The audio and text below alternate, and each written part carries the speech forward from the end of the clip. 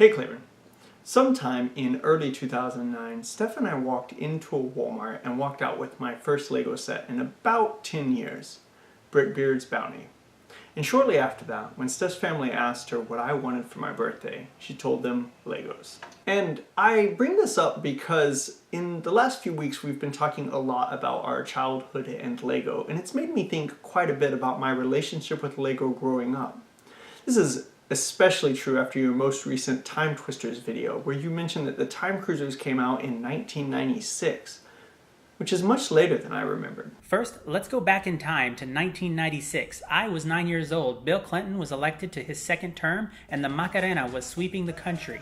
Lego had a lot of great sets in stores, from Aquanauts to the Wild West to Paradisa. Paradisa? In 1996, two important things happened. I finished my first year of middle school and I started a lawn mowing business.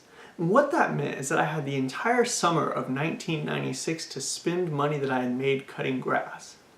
But I don't remember spending it on Legos. So I thought that I would investigate on Brickset. And I did end up finding sets that came out in 1996 that I owned.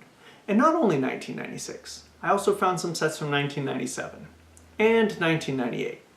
I even found a few Star Wars sets from 1999 that I owned.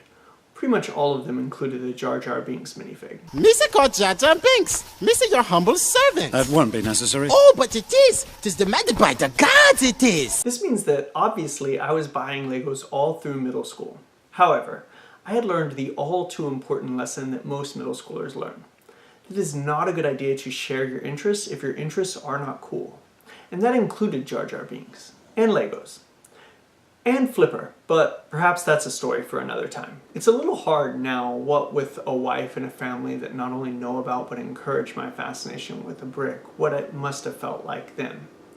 But it is a little sad that, as a society, we mostly accept how much our kids waste energy and effort in an attempt to like the same things that everyone else does. I'm glad that there's a lot of focus on identity and bullying awareness and prevention in middle school.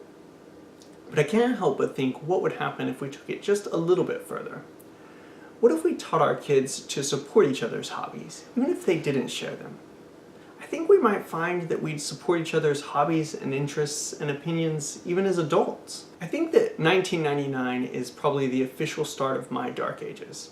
I didn't buy any Lego sets in 2000 and only one in 2001, a Bionicle, and then none until Brickbeard's Bounty.